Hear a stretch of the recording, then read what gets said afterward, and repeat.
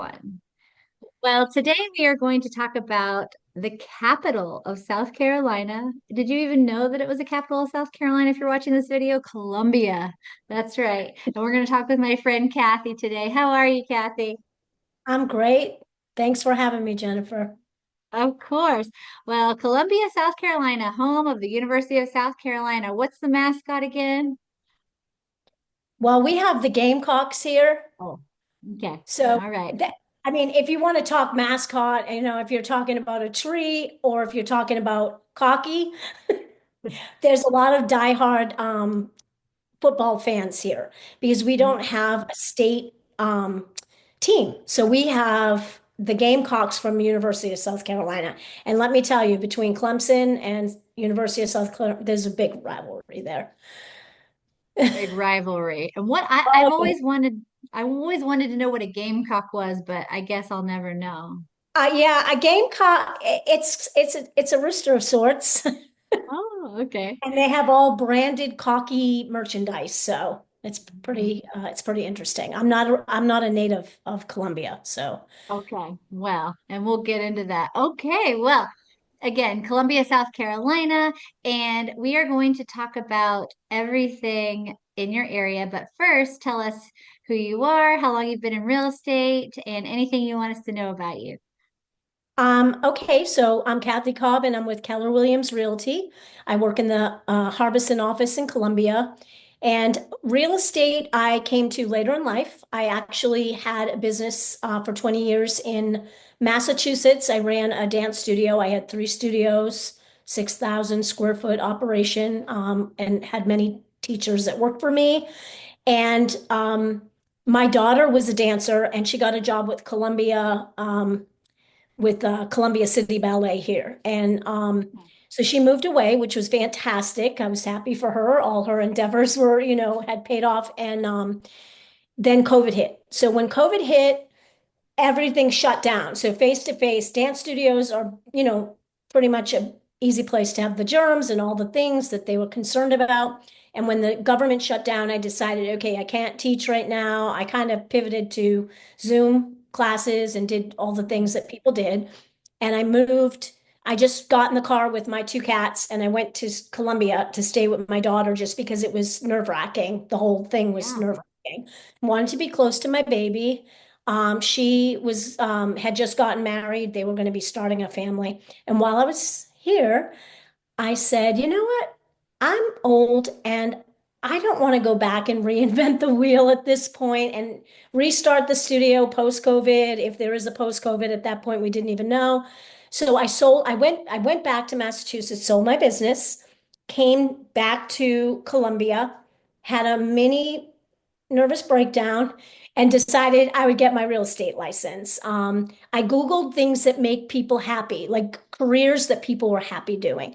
And because I'm a happy person, my dance studio was my life. I was passionate about the kids, the parents. I had adult classes, everything about it I loved. And I couldn't imagine my life being fulfilling after post dance studio. So I did get my real estate license and I got into it and it was so diverse. The people aspect that I loved at the studio, the numbers aspect, the business aspect, all of it. I was like, this is a lot like my dance studio. So, and the rest is history. And that was 4 years ago on my birthday, May 14th this year was my fourth year anniversary. So that's Oh it. my gosh, that is so crazy. I had no idea, first of all, you were from Massachusetts, what area were you in? Well, my daughter was raised in Sudbury, but I was outside of Boston in Medford where I grew up. Then I moved to New York. I had a performance career before I had my studio career. I opened my studio when I was 35. So between college at Boston Conservatory of Music and opening my studio, I was a performer in New York and tours and did things like that. Oh, So oh my goodness. this is my third career. Yeah. I love this. I first of all love Massachusetts. I used to live in Boston and I absolutely loved it. It's where I'm meant to be, but it's my money is not meant to be there. It's so expensive. Sorry. Oh, I know. I know. But I Did you will go to say, school in Boston? I'm sorry, you're asking me the questions, but I'm just no, curious. no. You No, just sit please. there. No, I worked for in hospitality in hotel management for a long, long time with Marriott, and they sent me to open a hotel in South Boston and then one Uh, in, let me see if I can say it correctly without you scolding me, Woburn. yeah. Woburn. Woburn and yeah, and Southie. That's so great. That's so It, fun. That's it beautiful. I was love amazing. really nice. Yeah. It was amazing. And Mhm. one other question, when you were Googling careers that make people happy, did you also see careers that make people um, drive them to drink? It's really interesting because I joke about that now. I'm like, I've never met more miserable people. No, I'm just kidding. But I thought It's it was true. interesting. I think it was fate. I think it was meant that I was whatever particular thing that AI or Google decided to hit me with. It was important because it is my passion, and I definitely am so glad that Google directed me there. Well, and with the dance studio and real estate, I mean, here's the thing. It's all about building relationships with people. It's about caring for people, serving people. You were serving those clients and helping them. So it's kind of an easy transition. Do you agree? Yes, I definitely do. Yeah. All right. Well, that was very brave of you to, move and uproot your whole life and come here. And in those 4 years, you have been extremely successful. I know this for a fact. You're in the top cream of the crop in Columbia. So let's talk about Columbia. What areas of Columbia do you serve? Do you serve the entire area? Do you serve areas outside of that? Yeah, Columbia is interesting because Columbia, like proper, like the central part, um, is Columbia, but they also have different names for areas like Irmo, and Irmo is considered Columbia. So, like if you go to an address, it's not, a lot of times it will say Columbia or Irmo. But I do work Lexington. Lexington County is large, a large area, and we have a big lake. We have Lake Murray, which attracts a lot of people who are relocating to Lake Murray area. I also work on the Northeast where the military, because we have the military bases, so that attracts. And because where I was living, I just bought a new house in December, but where I was living previously, the um, the commute to Sumter, which is another area that's very, very close to the Shaw Air Force Base and people that are coming in for that.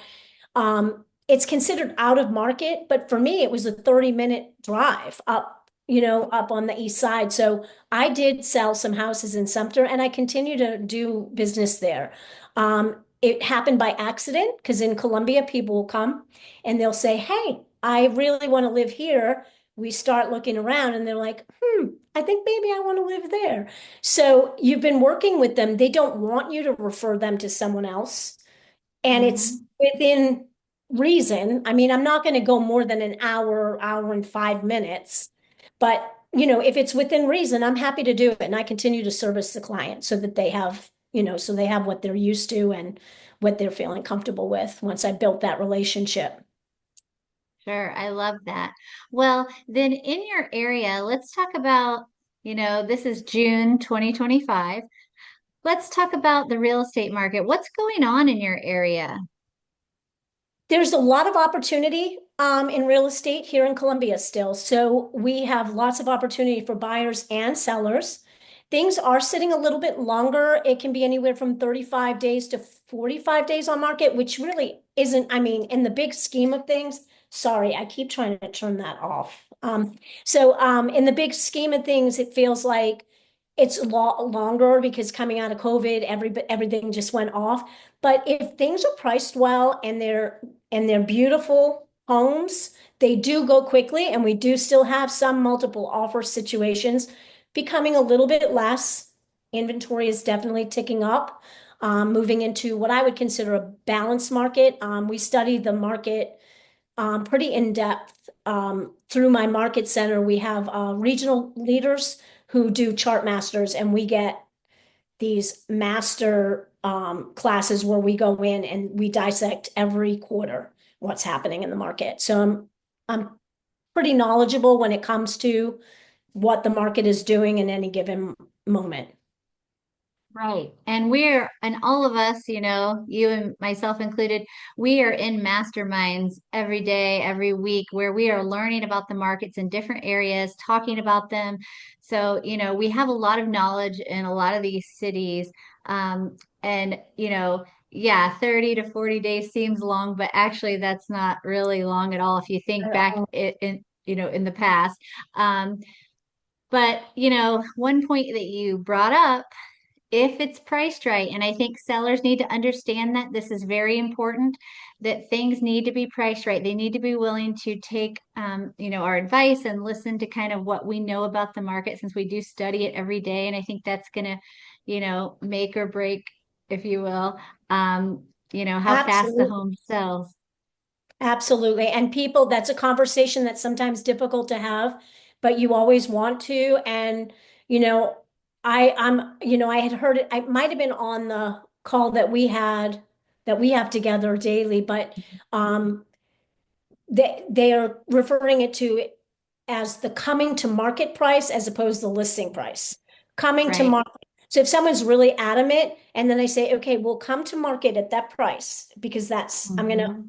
honor your wishes. But in 1 week, if X, Y, and Z does not happen, boom, we're going to go right here. Price reduction, 10%, right out of the gate. And most sellers will say, okay, because if they really feel in their heart that there's going to be a stampede of people coming to the house, they're like, yeah, no problem. And then when that doesn't happen, that's kind of a little bit of a wake up or a shake up where they're like, maybe I do need to listen to this person. And it gives you an opportunity to build a little bit more trust again, saying that, hey, I'm going to trust you too, and this is your home, this is your prized possession. I'm not here to try to push you or manipulate any of your decisions. I'm just here to help, and Exactly. that's where we get to the win, hopefully. Exactly. Mhm. So, let's talk about the median price point in Columbia or some of the surrounding areas. Excellent. So we have a median price point of about 275, which is very reasonable, especially from people that are coming from the Northeast. So they look at this as like, wow, I can Yeah. be mortgage free. I can come and move to Columbia and just be free and clear, pay my taxes, pay my Hmm. bills. It's very appealing. A lot of people that move may not be looking at a 275 home, but Hmm. even Sure. still, so in Lexington, maybe the median price sort of goes up to about 330. We're still in a really reasonable price range in terms of affordability. So, and the higher price points, there's a good amount of luxury um, property as well available to people. So it's a market for everyone, really. And it's a great entry level market. So if someone's just trying to break, I have a condo right now that's 179.9, two Ooh. bedrooms, a bonus room. I mean, it's gorgeous. I work with an investor who refurbishes property. This is amazing. It's like a new build. And you would not be able to get rent for the amount this mortgage would be. So what a great opportunity. So people that are trying to break into real estate, it's also a great place to come in if you're coming in as a new investor or a young person just wanting to get out of a rental situation. Absolutely. And, 275 is amazing. So here in Indianapolis, our median price in the city is 260. So sounds like it's very comparable. In the suburbs here, we're talking about 469 median. But let's talk about some of these opportunities. So you mentioned investors, and that's one of the types of customer I was going to talk about. So again, yes, when say you're coming from California, say you're coming from the Northeast where things are very expensive, are there opportunities for investors in your area? You mentioned condos. Also, so you have the University of South Carolina there. I'm sure that they need rental homes. Do Mhm. you have and when we talk about investors, also answer this. What other industries are there where you would need rental homes? Like I'm assuming hospitals and things of that nature. right, traveling nurses, that kind of Okay. thing. Definitely students that are coming. There's actually a large amount of parents who will buy homes for their Mm, students while they're in college, and they rent out the rooms for their friends so that they can come in and they basically pay the mortgage with the rental income that they're getting. So that's a big thing that happens here in Columbia for sure. And you mentioned California. I just happened to one of my dance students, who's a grown woman now, and grew up with me. She called me. She said, "Miss Kathy, I'm investing and I'm seeing you in real estate. I'm thinking of getting into the Columbia market." So she's in LA and she wants to come and invest here. And I was like, absolutely, this is perfect.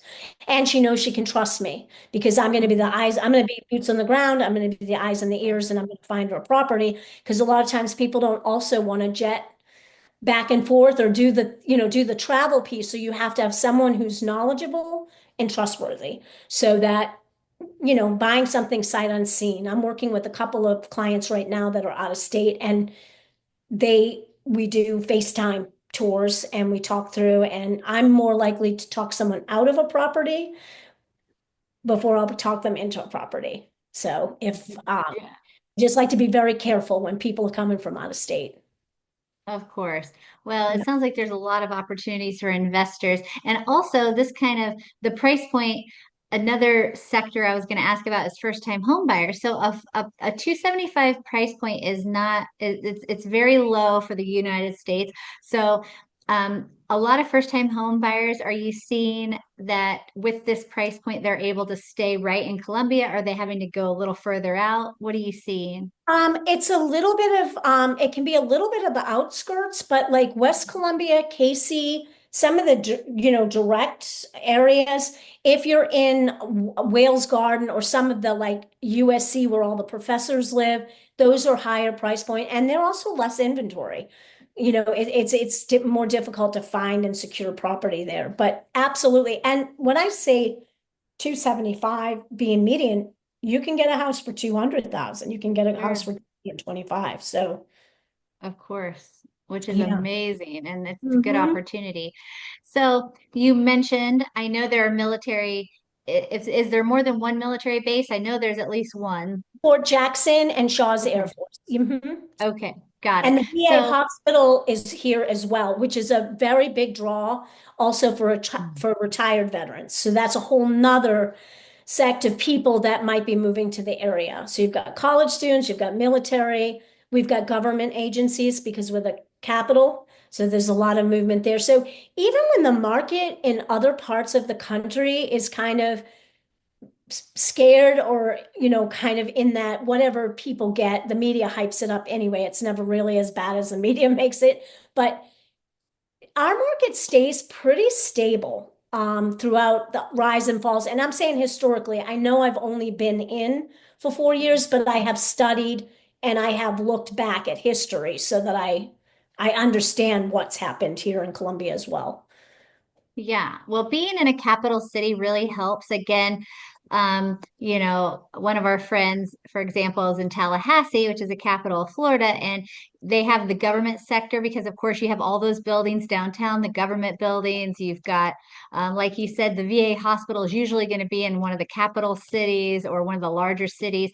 So I'm assuming since you do have a base there, that you get lots of people coming every 3 years, moving.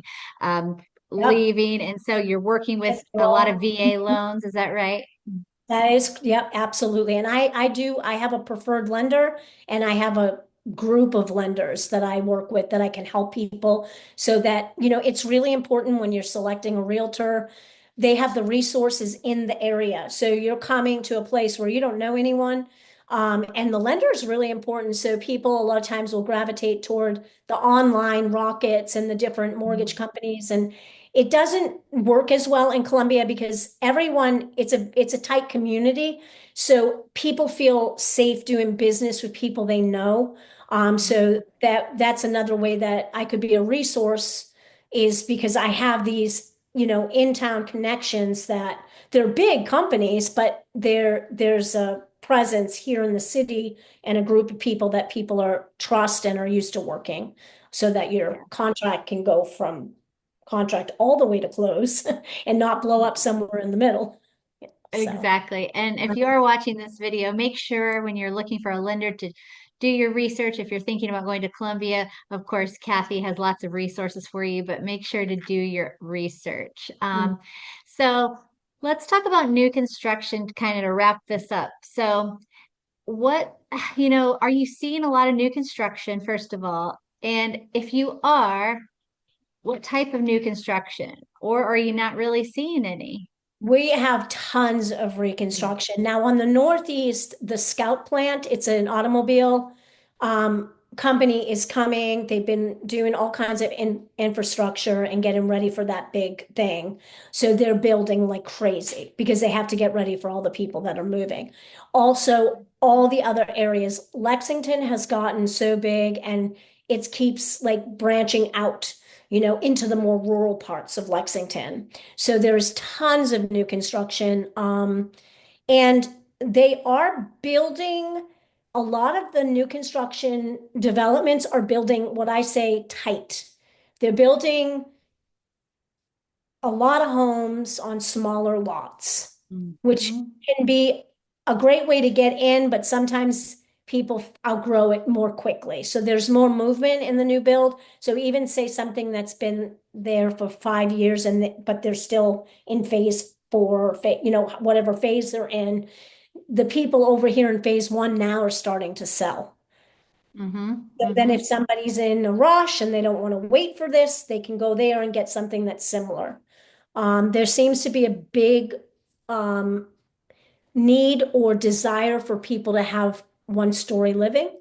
And they're not building quite enough of that because the footprint is bigger than what the builders want because profitability, their profit margin gets decreased. So having that conversation with builders, any opportunity I have is just try to remember, what the consumer wants, because that is what a lot of people, and like we talk about in the morning, the baby boomers, and that is what they're looking for. It is No, what they're looking for. Yes, mm, because here in Indianapolis, in our area, they are building so many of those 55 and older communities, Del Webb and all sorts of yes, places. But they are also building lots of townhomes, like you're saying, like as many as they can fit, vertical. Yeah, lots of condos, vertical. Hmm. patio homes. And you mentioned there's not enough. That's a huge problem in the entire United States since, the downsizing population, empty nest population, boomers, whatever you want to call them. In the United States, we don't have enough of those. We call them ranches in the We Midwest. do Some people too. call them, Yeah, okay, some people call yeah. them We're ramblers.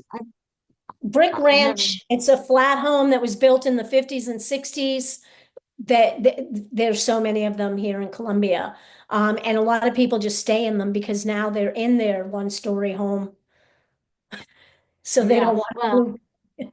right. Some people don't call them ranches, though. So if you're talking to someone in another state, they call them ramblers. I've never heard of that in my life. Ramblers. Yeah, but listen, maybe we're the weird ones. I've talked to a lot of people and they call one-story homes lots of different things. So we call them ranches, but the bottom line is they're not building enough for that size of the population in the United States to move or downsize to. So it's going to be very interesting the next few years because by 2030, I think they said it's going to be just overwhelming the number of people who are wanting to go into those one level homes. So they are building like crazy here. So it's good to know that there are new build opportunities in your area for people. And, one other thing I wanted to ask you, you're seeing people, I know for a fact, because I lived in Charleston for about 2 years. This was during my hotel extravaganza. Of And course, yeah, all the great places. Yeah. yes, Boston, Charleston. But I remember that so many people from New England came to Charleston because I feel like this is, to South Carolina in general. But I remember when I was in Charleston, because it seems like a similar kind of feel, but it's warm. There's palm trees. It's paradise. The food's good. But I felt like a lot of people from New England came. So, when people are thinking of second homes or retiring, a lot of people come to Columbia. Is that right? Yeah, I find that because of where it's located, I can go to the mountains, which is like New England. I could go to New Hampshire, Vermont. I can go to the Mhm. city. I've got Atlanta. I've got Charlotte. I can go to the beach. I can go to Myrtle, Hilton Head. I can go to Isle of Palm. There's so much road tripping, and Yeah. that's the same in New England. You can road trip. You can go to Rhode Island beaches. You can go to the mountains. You Mhm. can go to the city. I mean, in New York City. I mean, Manhattan is like 3 hours away from where I lived. I mean, Yeah. yeah, it's a day trip. So, and so I feel like yeah, I think that is the same. It's pretty humid. There's a couple of months here, I'm not going to lie. The humidity rivals the snow. Ooh. Yeah, but Yeah, it is beautiful. And I don't know if I could go back to snow, to be honest with you, now that I've been here. So, well, I don't I love being warm, but it is extremely hot in South Carolina in the summer. I will have to say, and I don't know. I'm not sure. The older I get, I know a lot of snowbirds come, but it's like I don't know how they handle it because I hate being too hot. I So, think they stay in. I do. I think July and August are stay in and play cards for 2 months in the AC. Yeah. okay, good, good, good, because I don't know. So, they're coming from New England. Where else are they coming from? Are you seeing any other places that they're coming from? Like, are they coming from California to retire? I mean, I don't know.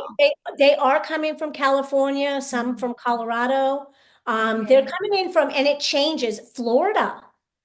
They're coming Mm. up from Florida because now what's happening is, the storms and the hurricanes are scary and the flood insurance and the cost. Right now, Florida's struggling a little bit. I think their market is struggling. One of the most, at least from the call, I'm getting Yeah. that from that sense. Mhm. And yes, a lot of them are coming to the Carolinas, whether it's North or South Carolina. Yeah. Well, it makes sense because they want to stay in a warm climate. There's palm trees in South Carolina. There's all the things that Florida Right. They has. There's used to. Yeah. Mhm. Yep. So And I've no, actually seen, believe it or not, a lot of people from Florida have been coming to the Midwest, believe it or not, because it's cheap here. The property taxes are low. We actually have homeowners insurance that people can afford. And here's the thing, I think this is going to be a trend. I mean, there's going to be people who are actually really tired of not being able to have homeowners insurance on their home because they can't afford it. The storms are, whether you like it or not, the storms are getting, more intense over time and more frequent and whatever. I mean, we're no meteorologists, but, the facts are the facts. So, there's right. people that are going to be moving up. I've heard people moving from Florida to northern Georgia to North Carolina, South Carolina, like you said. So I think it's going to be a trend. And I think that, that's good for all of us, right? That are Yeah, not yeah, in Florida. exactly, exactly. And also too, no matter where you are, the bottom line is everyone needs to buy and sell real estate at some point in their life. So, I mean, and just staying focused on that. And if you want to try a new great city, come to Columbia. Or Exactly. Ex- yeah, yeah. come to Columbia. And, Yeah. Kathy is an expert. So if you're watching this video and, you ever have had an interest in, even thinking about going to Columbia, contact me. I'll get you in touch with Kathy. She's an expert. She can help you. And so one final thing, if you were going to give someone just one piece of advice, if they were thinking of moving to Columbia, what would you say? I would say make sure that you partner up with the lender. That's really first and foremost. And if you want to come into the city, call me. And I've been known to take people out on a city tour so that you can kind of figure out what area so that it's big, it's vast. And it's hard to know unless you just make one trip to kind of see the area if you're able to. I do recommend that. If you're not able to, make sure that you partner with someone you trust so that they can give you all the information about the schools and the neighborhoods and whether they drive you around virtually and just kind of let you get you familiar with the city. Well, that sounds like an open invitation to anyone watching this video and even me myself. So Yeah, I think you need to come visit me just for fun. I know, right? Thank you so much, Kathy. You are so awesome. And I really appreciate you talking with me today. And again, if you're thinking about going to Columbia, get in touch with us and or get in touch with me and I'll connect you. But thanks again, Kathy. I appreciate it. Thank you so much for having me. This was fun. Of course. Have a great day. Thanks, you too.